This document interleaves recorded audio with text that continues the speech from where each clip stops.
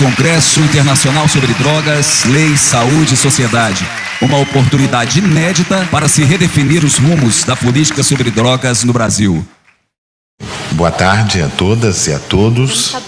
Queria parabenizar o Renato Mauser pela iniciativa e pelo poder de catalisar tantas pessoas interessadas nesse debate e que, lamentavelmente, não têm tido espaço de expressão para fazer esse debate.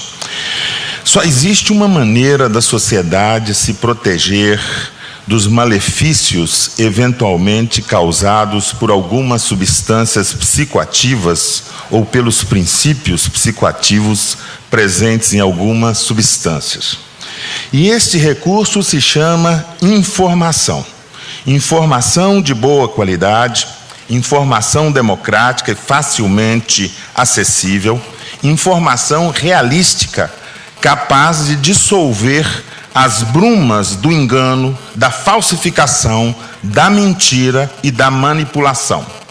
Portanto, a arma mais importante que nós, os que temos uma perspectiva democrática para a vida social, que nós temos para tratar do tema das drogas, é o livre acesso, o livre consumo e a livre distribuição de informação de boa qualidade sobre drogas, né? Então, de alguma maneira, esta informação, né, sobre o uso de drogas, sobre a presença das drogas, é ela que pode interferir na formação do juízo justo sobre o tema, capaz de fortalecer o livre-arbítrio individual, para que cada sujeito possa estabelecer a melhor forma de relação com essas substâncias psicoativas. Então, estou advogando de que a qualidade da informação que circula na sociedade é o principal recurso que nós temos, que uma sociedade pode ter para enfrentar o que tiver que ser enfrentado no tema das drogas. Quando nós analisamos a quantidade e a qualidade da informação sobre drogas que circula na sociedade brasileira, constatamos inevitavelmente, como vimos com o parlamentar que hoje se retirou desse debate, que o clima do debate público sobre a questão das drogas no Brasil, ele é de má qualidade, predomina as fontes marcadas por uma perspectiva demonizadora, manipuladora das emoções, promotoras de terrorismo social, do medo, da catástrofe. É pela mistificação, pela manipulação, pelo engano, que o Brasil produz esses pífios heróis, né? Vide aí Osmar Terra, Carimbão, esses pífios heróis, que são falsos defensores da sociedade contra substâncias inertes eleitas como mal. Muitos se beneficiam no Brasil da manutenção deste modo de relação obscurantista com o tema das drogas. Por exemplo, o crime da apologia, né, que poderia hoje um promotor invocado poderia vir aqui nessa sala e dar uma enquadrada em muita gente que está por aqui, muita gente que está conversando por aqui. Este evento poderia ser enquadrado por um promotor de má vontade com um evento que estaria incluído. As pessoas estão falando de drogas, estão falando, inclusive, falando coisas assim que até 8 meses atrás, antes do Supremo se pronunciar sobre o tema da legitimidade da marcha da maconha, era considerado, estava interditado judicialmente a possibilidade, com ideias muito parecidas com essas ideias que nós estamos ouvindo aqui no dia de hoje. Então, de alguma maneira, o impedimento da circulação da livre informação democrática, do livre pensamento, revela o quanto os detentores da verdade do poder sobre as drogas se mantêm no registro da criminalização e são monopolizadas pela pela medicina legal, os médicos, os policiais, os advogados e dos moralistas travestidos de agentes religiosos de todos os matizes. Isso tem me feito interessar pela história, a história das ideias sobre drogas no âmbito da sociedade brasileira. Por que é que a forma como nós brasileiros, a sociedade brasileira, lida com o tema das drogas, o que é que nós temos de particular? Por que é que nós assumimos quase uma culpa interior quando tratamos do tema das drogas? Por que é que todo brasileiro ele quer se mostrar que ele é suficientemente isento e de que ele não tem compromissos com isso, de que ele não faz parte dessa gente? Por que é tão escandaloso quando, por exemplo, um apresentador de televisão qualquer fala eu fumei maconha ou eu fumo maconha? Por que isso pesa tanto socialmente? Mais, inclusive, do que outros países, porque isso fiz uma interrogação para os meus amigos, sobretudo latino-americanos, sobre o modo como o tema das drogas, a forma demonizada como o tema das drogas é trabalhado entre nós. Isso nos leva, inevitavelmente, ao tema da desigualdade social e da história social dessas substâncias na nossa sociedade, sobretudo do álcool e da maconha. Efetivamente, nós somos o país que pode ser definido por uma fórmula 6 por 8 por 200 dividido por 400 E/C. Explico o que é isso. Somos a 6ª economia mundial. 6ª economia mundial. Somos o 8º país em desigualdade social e distribuição de renda no mundo. O pior, 8º país. Somos o único país que somos a 6ª economia e somos o 8º país em desigualdade social. E somos o único que temos 200 milhões de pessoas. E não compreenderemos essa fórmula 8 por 6 por 200 se não levarmos em consideração que somos o único que temos 400 anos de escravidão, 400 anos de colonização e as consequências dos 400 anos de colonização e de escravidão moldando a subjetividade social do modo de ser brasileiro, ou o modo da casa. Ser brasileiro é sermos todos, conscientes ou inconscientes, portadores dessa história social que nos acompanha. E nos acompanha, por exemplo, quando esse auditório está constituído. Porque aqui estão as pessoas aprazíveis. Aqui são as pessoas que merecem apreço. São gente de primeira categoria. Gente de segunda categoria não está aqui entre nós. Não vejo os de segunda categoria entre nós. Não vejo favelados, não vejo pobres, não vejo ralé, não vejo essa gente desqualificada. Porque na sociedade brasileira é possível isso. É possível que nós sejamos um Estado, uma nação, onde parte das pessoas se reúnam entre si e a outra parte se reúna entre si. E que essas partes não se misturem.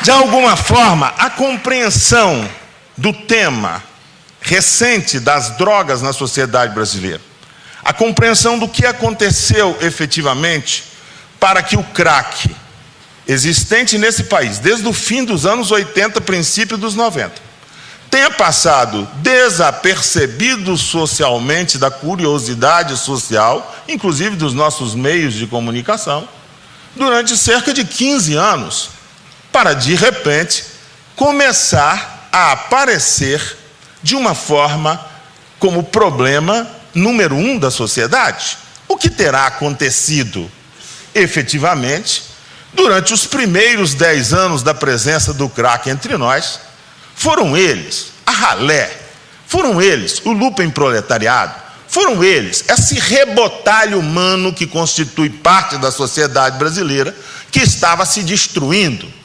E nós, de alguma forma, percebemos com incômodo as suas formações sociais de espaços e cenas de uso, mas consideramos que não nos dizia respeito. Efetivamente, em 20 anos, o crack passa a ser objeto de preocupação, inclusive dentro do aspecto político, há cerca de 4 anos, no final do segundo mandato do presidente Lula, é que efetivamente se ensaia alguma política de Estado que leva o tema do enfrentamento do crack. O crack ganhou visibilidade social. E hoje a maior parte das pessoas pensam que efetivamente, isso é a opinião pública, nas eleições passadas, a apuração dos problemas mais importantes que os prefeitos tinham que enfrentar na sociedade brasileira, o primeiro problema era o problema das drogas. Eu não tenho dúvidas que hoje na sociedade brasileira, o crack está colocado como o problema número 1 da sociedade brasileira. Eu não tenho certeza, ou melhor, tenho certeza do contrário, de que efetivamente, de nenhum ponto de vista de qualquer natureza, o crack possa ser considerado como o problema número 1 da sociedade brasileira. Ele não o é, nem do ponto de vista epidemiológico, do ponto de vista, de qualquer ponto de vista, ele não é o problema número 1. Entretanto, ele se construiu na percepção social como o problema número 1. E me interessa analisar como é que um fenômeno se constrói para as pessoas como verdade, como realidade, mobilizando corações e mentes, mobilizando paixões para que toda uma sociedade se engaje na mesma direção de sentimentos, afetos, reflexões sobre o que está acontecendo no Brasil. Então eu queria lembrar que também nesse mesmo período aconteceu um outro fenômeno sui generis na sociedade brasileira. O governo do presidente Lula, efetivamente, no seu desencadeamento de um conjunto de ações, o governo do presidente Lula produziu uma coisa que era absolutamente regulada a conta-gotas no Brasil, que se chama mobilidade social. No Brasil, se ascendia socialmente, regradamente, de forma com critérios muito objetivos. Efetivamente, o conjunto das políticas sociais estabelecidas a partir do governo Lula produzem uma mobilidade social sem precedentes. Nós estamos falando, num país de 200 milhões de habitantes, na mobilidade social objetiva de 70 milhões de brasileiros. Se as pessoas pensam que mudar de classe social pode acontecer para um, para outro, individualmente, como uma experiência interessante, instigante, de conquistas e ampliação das suas possibilidades, quando nós falamos de grandes contingentes populacionais que mudam de classe social, nós falamos na instabilização, nós falamos na quebra das solidariedades originais que existiam. Nós falamos num momento em que a sociedade efetivamente se fragiliza no registro de uma incerteza acerca do seu futuro. Foucault, na História da Loucura, nos diz que o Renascimento produziu isso. Quando os quadros do Hieronymus Bosch, o Elogio da Loucura, do Erasmo de Roterdã, né, pareciam anunciar que o mundo estava acabando. Estava acabando, o mundo feudal estava acabando, estava se estabelecendo um novo mundo, uma nova ordem. O Renascimento trouxe, e os sentimentos traduzidos por esses exemplos que dei, eram uma tradução exatamente de uma apreensão social. Então nós podemos dizer que nós estamos diante de uma apreensão social causada pela fragilização dos laços sociais, produzido pela mobilidade social, onde os que estavam nas Cracolândias e não eram parentes de ninguém que vale a pena, que importa, que tem valor, agora são primos, são irmãos, são parentes, é alguém de alguém. Os que eram todos nivelados como Zé Ninguéms, agora se distinguem. E, efetivamente, só nesta linha e nessa direção nós poderíamos compreender, por exemplo, o peso que as igrejas evangélicas assumem nesse processo dentro da mobilidade social brasileira. Nós podemos compreender toda uma onda reacionária que assola o país nesse momento. Nós podemos compreender o embaraço dos nossos governantes em lidarem com novas realidades políticas eleitorais, onde os que não tinham voz passam a ter voz e ser representados por bancadas evangélicas no Congresso. Enfim, estou dizendo que efetivamente não é verdade que nós estejamos produzindo, nesse momento, uma fragilização social de setores da sociedade. Pelo contrário, a política é uma política inclusiva e que efetivamente trabalha na direção da erradicação da miséria. O que eu estou dizendo é que as sensações derivadas de políticas inclusivas que deslocam grandes contingentes populacionais e a forma de expressar no imaginário social o risco, o perigo, o medo, a angústia, a insegurança, a incerteza, ganham novas figuras, novas imagens. Eu acho que nesse momento, uma dessas figuras, uma dessas imagens centrais no imaginário social brasileiro, do ponto de vista do dramático processo de transformação gerado pelo processo de mobilidade social que nós vivemos nesse último período, o nome disso tem sido debitado às costas da droga. Então essas são análises que eu quero compartilhar com vocês.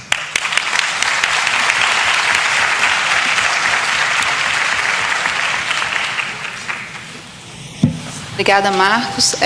Eu só acrescentando, acho que 2 comentários muito breves ao que você disse, com relação à informação de qualificação e essa confusão na informação, né, e mesmo a restrição de acesso à informação. No ano passado, um evento organizado pela OPAS sobre drogas, um evento internacional, a Graciela Tozé fez uma apresentação muito interessante sobre informação, a mídia, com enfoque em mídia, e o quanto isso, essa informação enviesada, ela acabava condicionando a questão das pesquisas, dos estudos, definindo linhas de estudos de pesquisa e definindo também análises, muitas vezes enviesando também as análises que são feitas e que acabavam pautando políticas públicas, o que é muito interessante. Infelizmente, a gente até tentou trazê-la para participar aqui e poder trazer esse estudo, essa análise que foi feita, que é muito interessante, mas não foi possível, ela não pôde vir. E um outro ponto também que eu gostaria de destacar é que há um capítulo temático no relatório da Junta de Fiscalização de Entorpecentes, é uma junta do Sistema ONU que monitora as políticas de drogas nos países, e esse relatório ele sai anualmente. No ano passado ele trouxe esse capítulo especial em que se fazia uma análise da questão das drogas na perspectiva da coesão social. Que acho que está muito alinhado com o que você trouxe, né? E que se colocava claramente que comunidades, sociedades não coesas, e que enfrentam problemas de identidade, enfim, entre vários outros, você acaba tendo uma série de desafios, mas que, em geral, o que se observa é que a questão do uso problemático de drogas e do tráfico tem maior visibilidade do que todos os outros problemas que essas sociedades enfrentam. É bem interessante. Bom, passo agora a palavra para o Leon.